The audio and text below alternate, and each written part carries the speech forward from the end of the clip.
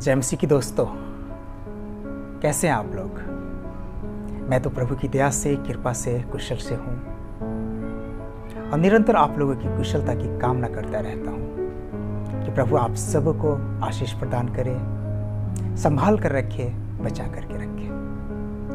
दोस्तों, आज हम लोग जिन विषय के ऊपर प्रभु के वचन से मनन करेंगे वो विषय है भविष्यवाणियों का पूरा होना। प्रभु के वचन में हम लोग हजारों भविष्यवाणियों को पढ़ते हैं, जिसमें से कई पूरे हो चुके हैं, कई आज वर्तमान समय में पूरे हो रहे हैं और कई आने वाले समय में पूरे होंगे। परंतु हम लोग जिन भविष्यवाणियों को लेकर के आज उपस्थित हुए हैं वे पूरे हो चुके हैं और वे हैं भजन 79 पद 2 और 3, लूका अध्याय 21 पद 20 से लेकर 24 पद तक। तो आइए दोस्तों, पहले हम लोग इन वचनों को पढ़ते हैं, फिर इसकी व्याख्या करेंगे।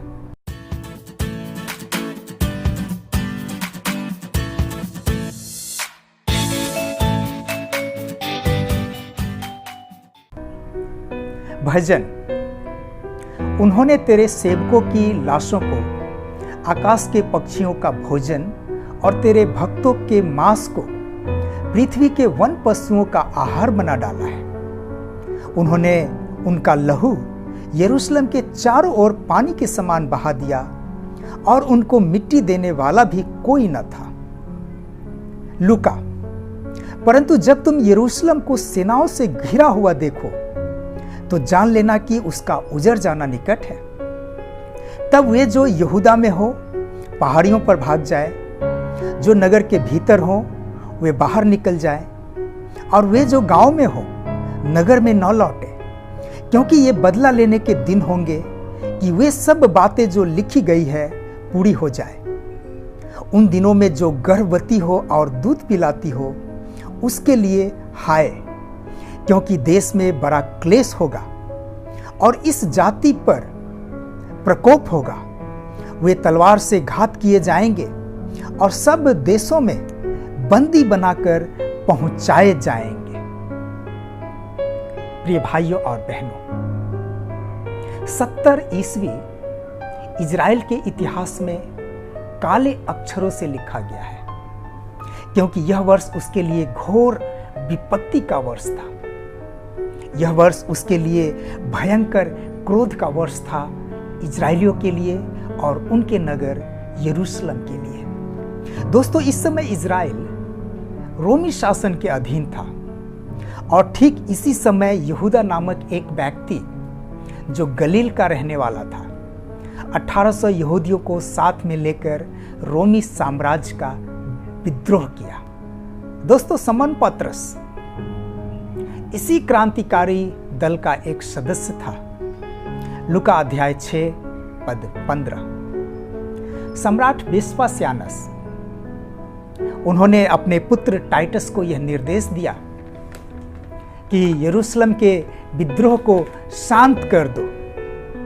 और ठीक इसी समय दोस्तों, लगभग 30 लाख यहूदी जो अलग अलग जगहों पे रहते थे अपने देश यरूशलेम में इकट्ठे हुए थे फसह का पर्व मनाने के लिए। और इसी का फायदा उठा करके टाइटस ने 54,000 रोमी सैनिकों को साथ में लेकर के यरूशलेम को चारों ओर से घेर लिया। चारों ओर से यरूशलेम को घेर लिया। और ये घेराबंदी दोस्तों, ये घेराबंदी 4 महीने तक रहा।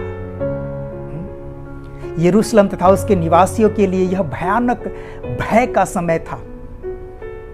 चारों ओर अकाल और महामारी फैल गई, क्योंकि उसके पास खाने के लिए कुछ नहीं बचा था।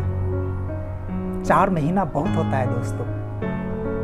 ज्यादा से ज्यादा 1 महीना 1.5 महीना का भोजन, खाना पीना, राशन पानी हो सकता है घर में, लेकिन 4 महीना के लिए नहीं।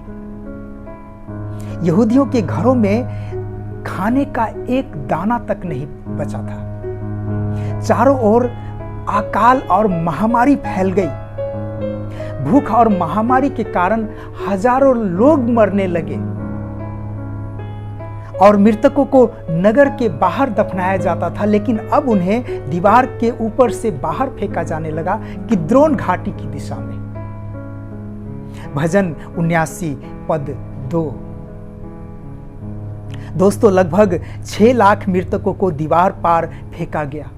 6 लाख लोगों को जो भूख और महामारी के कारण मर गए थे।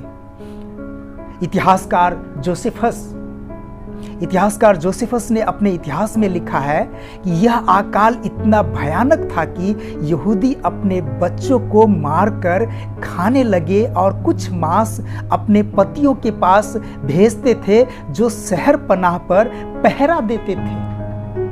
कितना भयानक दिन था यहूदियों के लिए। दोस्तों, कल्पना कीजिए, अपने ही बच्चों को मारकर खाने लगे और बच्चों का मांस अपने पतियों के पास भेजने लगे ताकि वो भी कुछ खा सके और शहर पनाह पर पहरा दे सके। दोस्तों, इस घटना की भविष्यवाणी लगभग इस घटना से 2000 वर्ष पहले लिखा गया था। व्यवस्था विवरण अध्याय 28 पद 53। जब तेरा शत्रु घेराबंदी तथा संकट के द्वारा तुझे सताएगा, तब तू अपनी ही देह के फल अर्थात अपने उन पुत्र और तथा अपनी उन पुत्रियों का मांस खाएगा जो तेरे परमेश्वर यहोवा ने तुझे दिए हैं। कितना सटीक भविष्यवाणी है। दोस्तों, कितना भयानक दिन था वो कि यहूदी लोग अपने ही बच्चों को मारकर खाने लगे। यरूशलेम के चारों ओर भय की चीख दिन रात सुनाई देती थी। माताओं को पता चलता था कि उनके बच्चे गायब हैं, क्योंकि अड़ोस पड़ोस के लोग बच्चे चुरा लेते थे अपनी भूख मिटाने के लिए, खाने के लिए। दोस्तों, प्रभु यीशु मसीह ने इस घटना के विषय में उन स्त्रियों से कहे थे जो रोती हुई कैलवरी तक उनके साथ गए थे। लूका अध्याय 23 पद 28 और 29। यरूशलेम की बेटियों, मेरे लिए मत रो, परंतु अपने और अपने बच्चों के लिए रो, क्योंकि देखो ऐसे दिन आ रहे हैं जबकि लोग कहेंगे, धन है वे बाँझ और वे गर्भ जिन्होंने जन्म नहीं दिया और वे स्तन जिन्होंने कभी दूध नहीं पिलाया। प्रभु यीशु मसीह ने भी इस घटना का वर्णन किए उन स्त्रियों से जो रोती हुई प्रभु यीशु मसीह के पीछे पीछे कैलवरी तक गई थी। दोस्तों, 4 महीने के बाद रोमी सैनिक दीवार तोड़ करके भीतर प्रवेश कर गए। यहूदी अब तक इतने कमजोर हो गए थे कि उनमें लड़ने की शक्ति नहीं थी, मुकाबला करने की शक्ति नहीं थी। और रोमी सैनिकों ने बच्चा, बूढ़ा, जवान, स्त्री सभी की हत्या की, बेरहमी के साथ हत्या की। बच्चों को पकड़ करके पैर से पकड़ करके दीवार पर मारा जाता था, जैसा कि प्रभु यीशु मसीह ने बताया था। लूका अध्याय 19 पद 44। तब वे तुझे और तेरे बालकों को मिट्टी में मिलाकर चौरस कर देंगे। भजन 79 पद 3। उन्होंने उसका लहू यरूशलेम के चारों ओर पानी की तरह बहा दिया और उनको मिट्टी देने वाला भी कोई न था।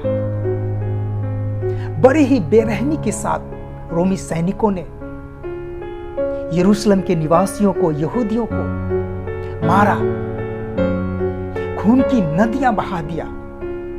किसी को भी नहीं छोड़ा। छोटे छोटे बच्चों को मार करके खत्म किया। दोस्तों, नगर में ऐसा कोई दीवार या फर्श नहीं था जो खून से सना ना हो। पूरा नगर खून से सन गया था। खून की नदी बहने लगी थी। इतिहासकार जोसेफस के अनुसार यहूदियों का खून नालियों के समान बहकर निचले फाटक से होकर बाहर जा रहा था।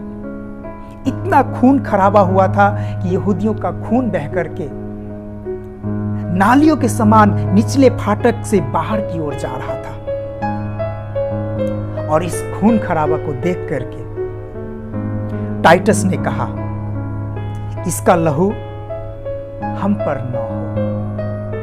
टाइटस ने कहा, प्रिय भाइयों और बहनों, जब पिलातुस अपने हाथ धोकर कहा मैं इस मनुष्य के लहू से निर्दोष हूं, तो यहूदियों ने क्या कहा था याद कीजिए। उस समय यहूदियों ने कहा था कि उसका लहू हम पर और हमारी संतानों पर हो। मत्ती अध्याय 27 पद 24 और 25। दोस्तों, हजारों यहूदियों को क्रूस पर लटका करके मार दिया गया। लगभग 11 लाख यहूदियों को 3 लाइन में खड़ा करके मार दिया गया और हजारों को, जिसमें थोड़ी ताकत बची हुई थी, बंदी बना करके ले जाया गया।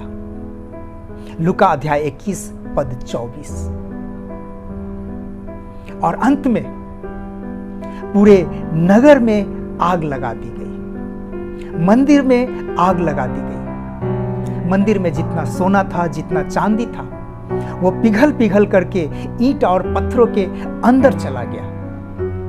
और उस सोना और चांदी को निकालने के लिए रोमी सैनिकों ने मंदिर का एक एक पत्थर को उखाड़ दिया, एक एक ईंट को उखाड़ दिया, ताकि पिघला हुआ सोना और चांदी वहां से निकाल सके। प्रिय भाइयों और बहनों, प्रभु के उन वचनों को याद कीजिए जो उन्होंने अपने चेलों से कहा था। मैं तुमसे सच सच कहता हूं, यहां एक पत्थर के ऊपर दूसरा पत्थर भी न रहेगा जो ढाया न जाए। मत्ती अध्याय 24 पद 2। प्रभु यीशु मसीह पहले ही इस घटना के विषय में अपने चेलों से कह दिए थे कि इस मंदिर का एक एक पत्थर उखाड़ दिया जाएगा। दोस्तों, प्रिय भाइयों और बहनों, इस प्रकार से पवित्र शास्त्र की भविष्यवाणी का एक एक अक्षर पूरा हुआ। कहीं कोई घटी कमी नहीं है। और इसके अलावा और भी जो भविष्यवाणियां हैं, जो आने वाले समय के विषय में भविष्यवाणियां हैं, वो भी दोस्तों एक एक अक्षर पूरी होगी। प्रभु का वचन टल नहीं सकता। प्रभु ने हम विश्वासियों से वायदा किए हैं कि मैं तुम्हें लेने के लिए आऊंगा। प्रभु के वचन के अनुसार प्रभु हमें लेने अवश्य आएंगे। और जब तक प्रभु नहीं आते हैं दोस्तों, तब तक बड़े ही सतर्कता के साथ अपने विश्वासी जीवन को आगे बढ़ाइए, क्योंकि प्रभु के वचन का दोस्तों एक कॉमा और एक मात्रा भी नहीं छूटेगा। हर एक वचन पूरी होकर के रहेगा। इसलिए सतर्क रहें दोस्तों, सावधान रहें, अपने विश्वासी जीवन में मजबूती के साथ आगे बढ़ें।